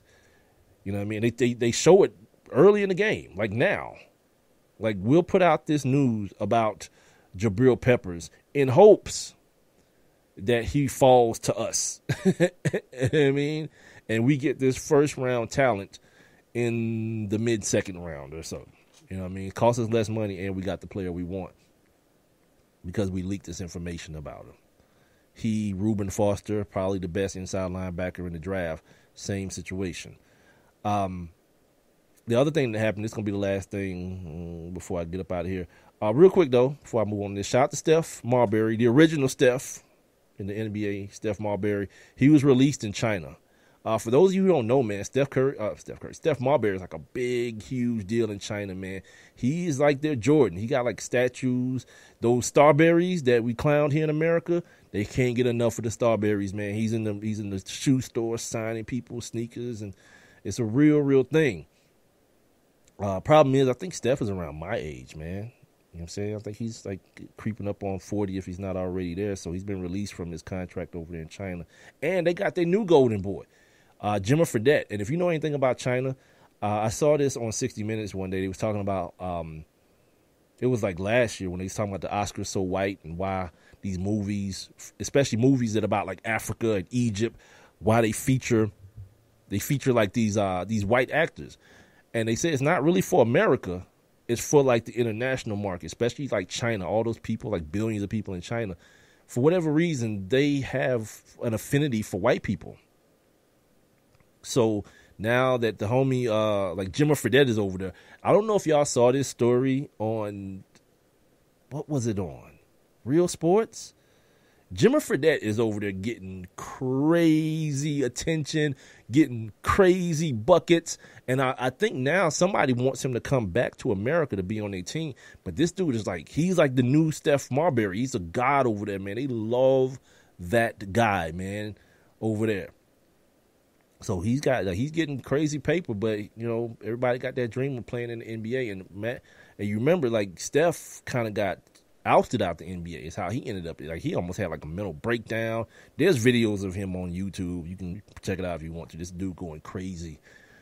You know what I'm saying? Posting these videos. But he kind of revived himself and revived his life and career in China. You know, Jimmer Fredette's still a pretty young guy. You know, and he probably has dreams of playing. You know, playing with the most elite talent in the sport. But I don't know, man. He's over there. He's like entrenched in the culture. They talked about how guys go over there to play ball, and a lot of dudes go over there, spend their 6 months. Guys like Mike Beasley, who's on TV right now, go over there, spend their months, and they go to practice. They go back to their apartment. They don't really get involved in the culture and meet the people. This dude is totally enthralled, and he's eating the food. He's trying to learn the language. He's a hero to the people and the kids and all this kind of stuff. Man, to leave that, to come back here and, like, you know, sign like these 10-day contracts, maybe get sent down to the D League again, or, you know what I mean, not get the same bread that you was getting. That's I don't know. I'll be over there with the Chinese people, because, you know what I mean. Until your man Agent Orange decide him and Kim, Lil Kim, or whatever the dude's name is going to blow up the whole world, because China going to get it first, because they already right there. China and South Korea going to catch it first. So, yeah, I don't know. Maybe Jimmer just want to live out his last days being the most popular dude in school. But anyway, this started out me just shouting out Steph Marbury, the god in China, the real point guard in China, Georgia Tech native, or alum, I guess I should say. But no, the last thing I was going to talk about was one of the recipients of the All Idiot Award when it comes to talking about sports or anything in the world of sports. This guy Warren Sapp. So Warren Sapp takes it upon himself. I guess it happened in a pretty innocent, by all accounts, conversation he was having with Adam Schefter. Adam Schefter, they said they're friends. That's kind of a weird pairing, but whatever. He and Warren Sapp are apparently friends. They're having this conversation, and Warren Sapp wanted to come out his mouth about this kid, Myles Garrett. Myles Garrett, the defensive end out of Texas A&M, who is projected to be, he is the number one overall rated prospect in the draft, but he's projected also to be the number one pick by the Cleveland Browns. Your man steps up and he says, nah, this kid is lazy. Let me read to you exactly what he said, so I'll have to paraphrase, because I want to get it right. I want to get the idiocy right. He says, I don't see it from this kid. I see the splash plays. Everybody gets those. That couldn't be any further from the truth. Everybody doesn't get splash plays, but okay, whatever. Where's the game he took over? Where? Any defensive lineman who's the number one pick, you turn up and say, there it is. This kid? No, I don't. I'm a pretty plain and frank guy, and I watch the tape and he disappears. I watch the tape and he absolutely disappears. He goes on to refer to him as a lazy kid that makes 4 plays a game. That's tough, man. You know what I mean? Like Big L saying he's better than Warren Sapp coming out of college. I don't know that's to be true either. Like, as big of an idiot as I think he is, I'm able to compartmentalize. I still don't think I've seen a better defensive tackle play college football. Maybe Ndamukong Suh than Warren Sapp, man. Like, Warren Sapp was, oh God, that dude was so ill at Miami. I saw Nick Fairley play a game like Warren Sapp's final game in Miami. But like, I'm not gonna take anything away from who Warren Sapp was coming out of school. You remember Warren Sapp had the weed incident and it caused him to drop a bunch. But I also know that Warren Sapp, the human, is a blowhard. He's the same dude that got on TV and said that Jeremy Shockey was a dude that snitched on the Saints for the Deflategate situation because he had a source. Cause you an analyst, you ain't no reporter, you don't have a source. But whatever, that turned out to be dumb and stupid. And now there's this thing. Like, I don't understand what the end game is with this. The reality is that no one knows. Like, if I had a choice to go with what Warren Sapp is telling me or what the talent evaluators, the people who get paid to evaluate talent, are telling me, I'm going to go with the talent evaluators. That doesn't mean that they can't be wrong and that they haven't been wrong. But I know they've put in the work. I can't say the same for Warren Sapp. That he's put in the work to scout this kid for what he is. You know what I'm saying? So for what it's worth, I think from what I've seen of the kid, when I've seen him play, they got another kid down there too, by the way, at Texas A&M. This kid named Day something. They call him Day. That's a monster too. Another DN down there that's going to come out next year that may be better than this kid. But I just think, like, that type of thing, it lends itself to where society is right now. It lends itself to that, people hadn't heard from me in a while. So what's the most rambunctious thing I can say for people to talk about me? And this happened, right? Because I'm talking about him now. It's been all over ESPN. They've been talking about the situation. Yeah, Warren, you're right. Big L's talking about Warren Sapp trying to gyp prostitutes. The same idiot that went and told on himself when it was over. As though prostitution is legal everywhere. He came outside after that whole prostitution thing, showing the police the tape of him with these hookers. Like, they was going to be like, all right, well, you free to go, my guy. Idiot. Another reason, you can't trust the things that he says. He's an idiot. Like, certifiable idiot. The evidence has shown plenty of times that he's just a plain idiot. And this just kind of just lends itself to being a hater, man. You know what I'm saying? Like, 'cause I don't know if this kid is going to be good. I don't know if he's going to be an all-star or Hall of Fame or any of those things. We don't ever know about these guys. Like, half the dudes that we think are going to be awesome because of what we saw him do in college and what we saw him do in this combine. Think about how every year a lot of these kids get pumped up and pumped up and pumped up. And 2 years after they drafted, you don't ever hear from them anymore. That don't mean they're not in the league no more. They might be bouncing around the league. But they're not the kids that we heard Todd McShay and Mel Kiper and all these dudes tell us they were going to be. You feel me? I can harken back to the Houston Texans. Drafted Mario Williams. Now, Mario Williams wasn't on nobody's radar. Mario Williams showed his 300-pound ass up at the combine looking like a damn He-Man character, killing every damn drill. And the Texans was like, you know what we probably ought to do? We probably ought to draft that guy. Yeah, him right there. But wait a minute. Vince Young is from Houston. So what? We playing a division with Peyton Manning. We got to get his ass on the ground. And for what it's worth, I'll take you guys back to that draft. It was Mario Williams. The decision was between Mario Williams, Vince Young, Reggie Bush, Matt Leinart. Even Jay Cutler had found his way into the mix. Matt Leinart flamed out. Reggie Bush never became what everybody thought he was going to be. Vince Young was a head case. The Mario Williams pick was the right pick because at Mario Williams' best, he was 12, 13 sack a game guy. Which takes me to Warren Sapp's point. He only makes splash plays. He makes 4 plays a game. I'll give you guys some math real quick and then I'll get up out of here. If as a defensive end, you get 1 sack a game, 1 sack per game. At the end of that season, you've got what? 16 sacks, right? You go into the Pro Bowl.